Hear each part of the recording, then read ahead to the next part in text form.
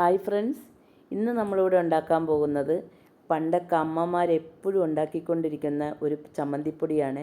കുപ്പിഭരണിയിലൊക്കെ ഇട്ട് വെച്ചിരിക്കും. അപ്പോൾ 2-3 ദിവസം ഒരാഴ്ചയൊക്കെ നമുക്കിത് കൂട്ടാം. അപ്പോൾ അതുപോലെ ഒരു ചമ്മന്തി നമുക്ക് എങ്ങനെ ഉണ്ടാക്കാമെന്ന് നോക്കാം. അപ്പോൾ വീഡിയോയിലേക്ക് പോകുന്നതിനേക്കാളും മുന്നേ ഞങ്ങളുടെ ഈ ചാനൽ ആദ്യമായിട്ട് കാണുന്നവരുണ്ടെങ്കിൽ ഒന്ന് സബ്സ്ക്രൈബ് ചെയ്യണേ. അപ്പോൾ നമുക്ക് വീഡിയോയിലേക്ക് പോകാം. ഞാനിവിടെ 2 ഉണങ്ങിയ തേങ്ങയാണ് ചിരകി വെച്ചിരിക്കുന്നത്. അതിലേക്ക് ഒരു 10 അല്ലിയോളം വെളുത്തുള്ളി ഇട്ട്, ഒരു 10-15 ചുമന്നുള്ളി, ഒരു വലിയ കഷ്ണം ഇഞ്ചി, അത് ഞാനിങ്ങനെ വട്ടം മുറിച്ചിടുക ചെയ്തത്. അപ്പോൾ ഈ തേങ്ങയുടെ കൂടെ കിടന്ന് നല്ലതുപോലെ വറക്കണം. വലിയ ഉള്ളിയൊക്കെ ഒന്ന് മുറിച്ചിട്ടിട്ടുണ്ട്, ചുമന്നുള്ളി. അപ്പോൾ വെളുത്തുള്ളി ഇത്തിരി അധികം എടുക്കണേ. ഇനി നമുക്കിതിലേക്ക് ഒരു 1/2 ടീസ്പൂൺ ഉലുവ ഒത്തിരി ഇടണ്ട, ഒത്തിരി ഇട്ടാൽ ഒരു കയ്പ്പ് രസം ഉണ്ടാവുമേ. ഇനി ഇതിലേക്ക് കുരുമുളക്, അതൊരു 2 വലിയ സ്പൂൺ കുരുമുളക് ചേർക്കാം. അപ്പോൾ നമ്മളിവിടെ ചുമന്ന മുളക് കുറച്ചേ ചേർക്കുന്നുള്ളൂ. അപ്പോൾ ആ വെളുത്തുള്ളിയുടെയും കുരുമുളകിൻ്റെയൊക്കെ ആ ടേസ്റ്റ് മുന്നിട്ട് നിൽക്കണേ. ഇനി ഒരു 13 ഉണക്കമുളക് എടുത്തിട്ടുണ്ട്, എരിവുള്ള മുളകാണേ. ഇപ്പോൾ ഇതിൻ്റെ കൂടെ പിരിയൻ മുളക് ചേർക്കണമെങ്കിൽ പകുതി പിരിയൻ മുളക് ചേർക്കാം. ഞാനിവിടെ എന്തായാലും എരിവുള്ള മുളകാണ് ചേർത്തിരിക്കണേ. അതൊന്ന് വട്ടത്തിൽ മുറിച്ചിടണേ.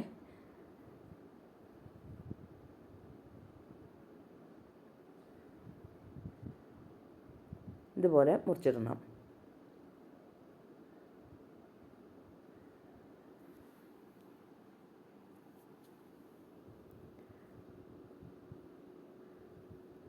ഇനി നമുക്കിതിൻ്റെ കൂടെ കുറച്ച് കറിവേപ്പിലയും കൂടി ഇട്ട് കൊടുക്കണേ. കറിവേപ്പില ഇത്തിരി അധികം ഇട്ട് കൊടുക്കണം.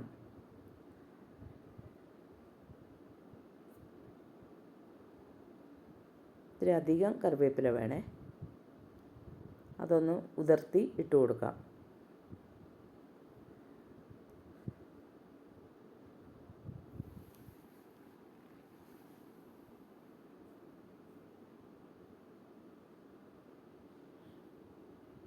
ഇനി നമുക്കിത് അടപ്പത്ത് വെക്കാം. ഇനി ഒരു കാര്യമുണ്ട്, ഇതിലേക്ക് വെളിച്ചെണ്ണ ഒഴിക്കരുത്. വെളിച്ചെണ്ണ ഒഴിച്ചിട്ടുണ്ടെങ്കിൽ നമ്മൾ ചമ്മന്തിപ്പൊടി ഇങ്ങനെ പൊടിച്ചെടുക്കുമ്പോഴത്തേനും ഒരു എണ്ണമയം വരും. അതുകൊണ്ടാണ് വെളിച്ചെണ്ണ ചേർക്കാതെ ഇരിക്കാൻ പറയുന്നത്.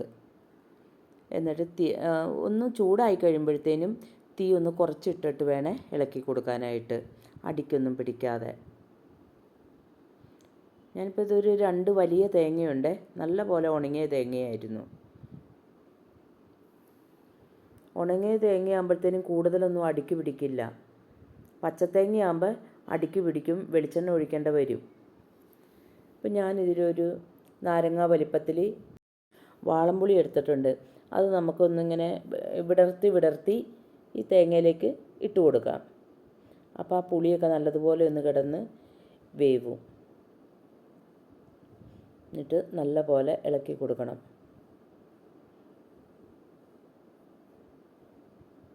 തീ കുറച്ചിട്ടിട്ട് വേണേ. ഇനി നമുക്കിതിൻ്റെ കൂടെ പൊടിക്കാത്ത മല്ലി ഉണ്ടെങ്കിൽ മുഴുവനും കൂടെയുള്ള മല്ലി, അത് വേണമെങ്കിൽ ഒരു സ്പൂൺ ചേർക്കാം. ഞാനിപ്പോൾ അതൊന്നും ചേർത്തിട്ടില്ല. പണ്ടൊക്കെ അമ്മമാരെപ്പോഴും ഇങ്ങനെയാണ് ഒരു ചമ്മന്തിപ്പൊടി ഉണ്ടാക്കുന്നത്. ഈ കറിവേപ്പിലയും വറ്റൽമുളകും കുരുമുളകും വെളുത്തുള്ളിയും ചുവന്നുള്ളിയും പുളി, പിന്നെ ഒരിത്തിരി ഉലുവ ഇടും. അതുപോലെ തന്നെയാണ് ഇപ്പോൾ ഞാനിവിടെ ഉണ്ടാക്കാൻ പോകുന്നത്. എന്നിട്ടൊന്ന് ഇളക്കി കൊടുക്കണം. ഈ ഒരു ചമ്മന്തി എന്തിൻ്റെ കൂടെ വേണമെങ്കിലും നമുക്ക് കഴിക്കാം. ഇത് പതുക്കെയൊക്കെ മുരിഞ്ഞു വരുന്നുണ്ട്, ഒന്നും കൂടെ മുരിയട്ടെ. ഇഡ്ഡലിയുടെ കൂടെയോ ദോശയുടെ കൂടെയോ ഒക്കെ നമുക്ക് ഈ ചമ്മന്തി കഴിക്കാം. ഇവിടെ എൻ്റെ മക്കൾക്ക് അതൊക്കെ ഇഷ്ടമാണ്, ഇഡ്ഡലിയുടെ കൂടെയൊക്കെ കഴിക്കുന്നത്.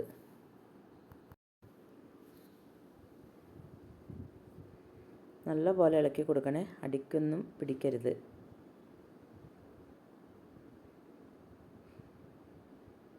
ഇനി ഇതിലേക്ക് ആവശ്യത്തിന് ഉപ്പും കൂടി ഇട്ട് കൊടുക്കണേ.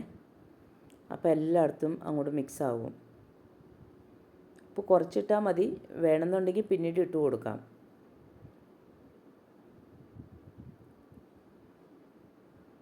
നല്ലപോലെ മുരിഞ്ഞിട്ടൊക്കെ ഉണ്ട്.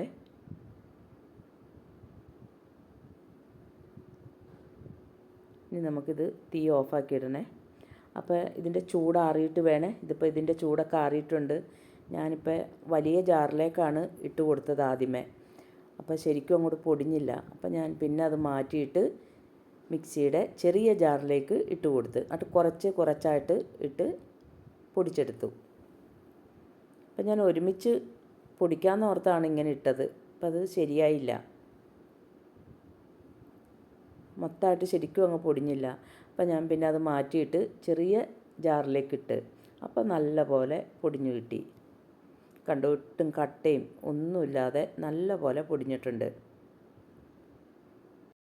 അപ്പോൾ ഇതേപോലെ ഒരു ചമ്മന്തിപ്പൊടി ഉണ്ടാക്കാൻ ആരും മറക്കരുതേ.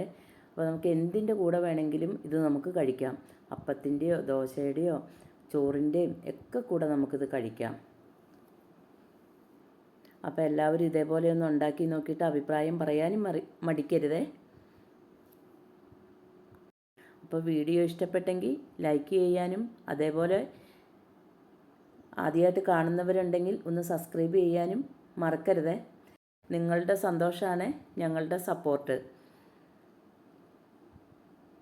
അപ്പോൾ നമ്മുടെ പൊടിയൊക്കെ നല്ലതുപോലെ പൊടിച്ചെടുത്തിട്ടുണ്ട്. അപ്പോൾ എല്ലാവർക്കും താങ്ക് യു.